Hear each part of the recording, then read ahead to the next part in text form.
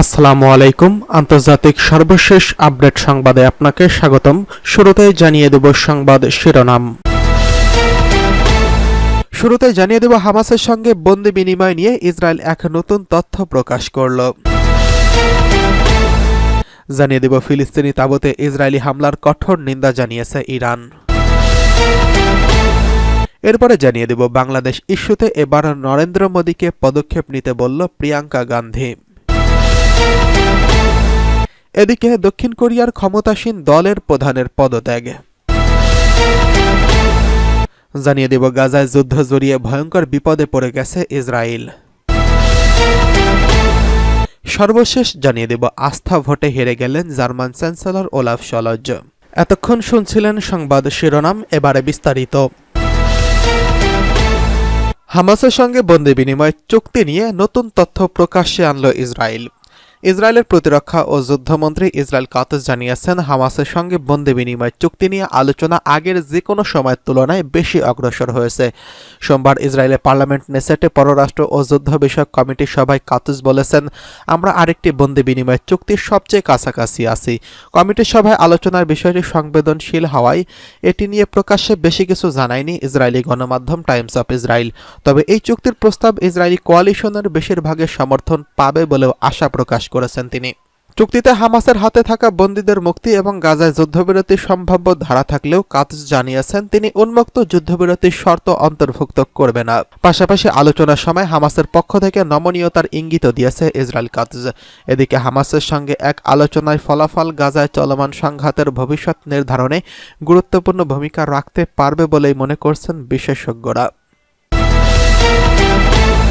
এদিকে ফিলিস্তিনি তাঁবুতে ইসরায়েলি হামলার কঠোর নিন্দা জানিয়েছে ইরান। ফিলিস্তিনের শরণার্থী শিবির এবং তাদের আবাসস্থলে ইসরায়েলি সরকারের অভিযানের তীব্র প্রতিবাদ ও নিন্দা জানিয়েছে ইরানের পররাষ্ট্র মন্ত্রণালয়ের মুখপাত্র ইসমাইল বাঘাই। নুসৈরাত শরণার্থী শিবির গাজায় ফিলিস্তিনি শরণার্থীদের আবাসস্থল এবং তাদের তাঁবুতে ইহুদিবাদী শাসক গোষ্ঠীর ক্রমাগত বর্বর হামলায় কয়েক ডজন নিহত এবং বহু আহত হয়েছেন, যাদের মধ্যে নিষ্পাপ শিশুসহ অসংখ্য নিরীহ মানুষ রয়েছেন। আর এই ঘটনার তীব্র প্রতিবাদ ও নিন্দা জানিয়েছেন ইসমাইল বাঘাই।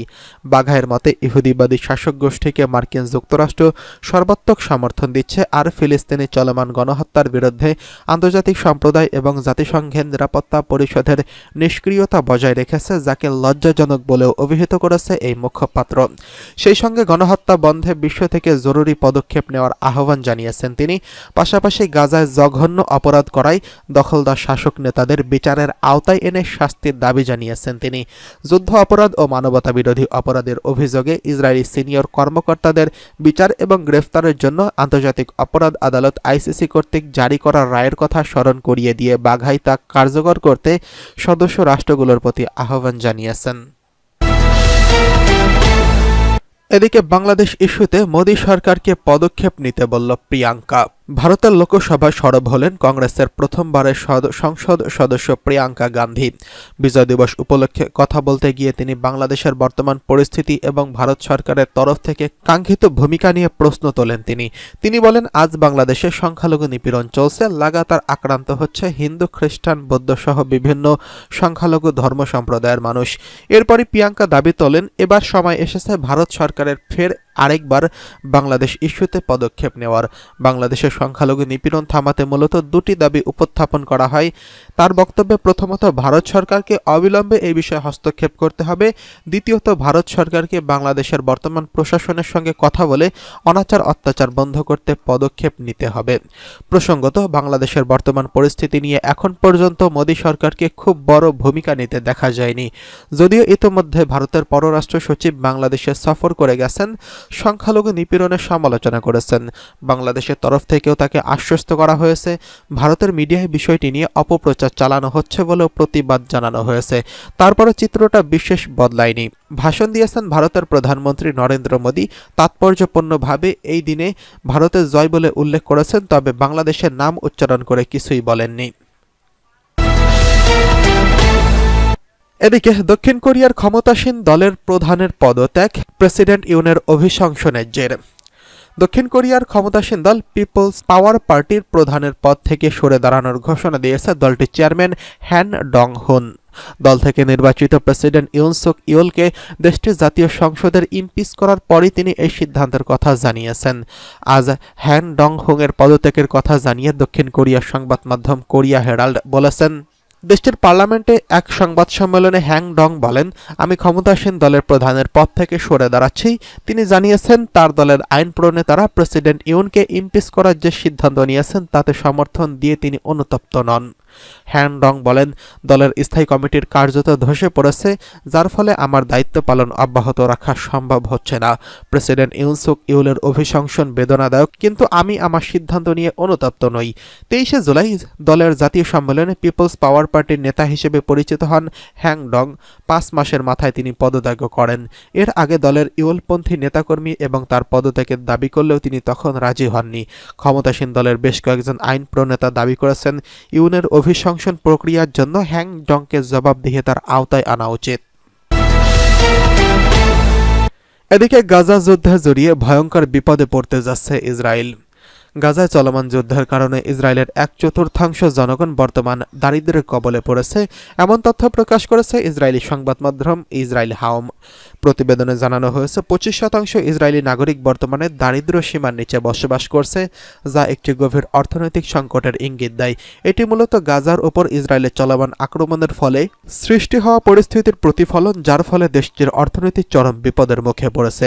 এই সংকটটি 14 মাস ধরে চলমান যুদ্ধের ফলস্বরূপ উদ্ভূত হয়েছে এবং এর কারণে ইসরায়েলের জনগণ জীবনযাত্রার মান ব্যাপকভাবে কমেছে। গ্লোবাল রেটিংস সংস্থা S&P এক প্রতিবেদনে জানিয়েছেন 2024 সালে ইসরায়েলের অর্থনৈতিক প্রবৃদ্ধি 0% থাকবে। এর অর্থ হল দেশের মোট জিডিপি গত বছরের তুলনায় কোনো বৃদ্ধি পাবে না, বরং উল্লেখযোগ্যভাবে হ্রাস পাবে।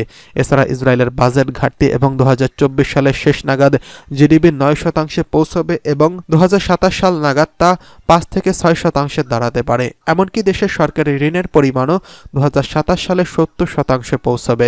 2023 সালে যা ছিল মাত্র 12%। S&P এই অর্থনৈতিক পতনের পর গাজায় চলমান যুদ্ধকে দায়ী করছেন, যা ইসরায়েলের অর্থনীতিকে মারাত্মকভাবে ক্ষতিগ্রস্ত করছে। সম্প্রতি এক জনমত জরিপে দেখা গেছে ইসরায়েলে প্রায় 45% নাগরিক আশঙ্কায় রয়েছেন যুদ্ধের শেষ পর্যায়ে বা পরবর্তী সময়ে তাদের অর্থনৈতিক পরিস্থিতি আরও কঠিন হয়ে পড়বে। গাজা যুদ্ধের খরচ, সামরিক কার্যক্রম এবং দখলকৃত অঞ্চলের রাজনৈতিক অর্থনৈতিক অস্থিরতা একত্রিত হয়ে ইসরায়েলের অর্থনীতি এবং সমাজে গভীরভাবে প্রভাব ফেলবে। এদিকে অনাস্থা ভোটে হেরে গেল জার্মান চ্যান্সেলর ওলাফ শলজ। পার্লামেন্টে অনাস্থা ভোটে হেরে গিয়েছেন জার্মান চ্যান্সেলর ওলাফ শলজ। এই আস্থা ভোটের ডাক দিয়েছিলেন তিনি নিজেই এবং তাতে তিনি হেরে যাবেন বলেই ধরে নিয়েছিলেন। এরই মধ্যে আগামী বছরের 23শে ফেব্রুয়ারি আগাম নির্বাচনের পথ তৈরি হলো জার্মানিতে। ব্রিটিশ সংবাদ মাধ্যম বিবিসি বলছে, জার্মানিতে অর্থনৈতিক সংস্কার আনার বিষয়ে জোট সরকারের অংশীদার 3 দলের মধ্যে মতানৈক্য দেখা দেওয়ায় রাজনৈতিক সংকটে পড়েছিল দেশটি। এর জেরে গত নভেম্বরে জার্মানি কোয়ালিশন সরকার ভেঙে দেওয়ার ঘোষণা দিয়েছেন জার্মান চ্যান্সেলর ওলাফ শলজ। এরপরই জানানো হয় 16 ডিসেম্বর আস্থা ভোট ডাকা হবে। শলজের ধারণাই ছিল তিনি হেরে যাবেন এবং এই ভোটে হয়েছেও তাই। এতে করে তার রাজনীতির টিকে থাকার পথ এখনো রয়ে গেল, এমনকি তার দল আবারও নির্বাচনে জেতার চেষ্টা করতে পারবে।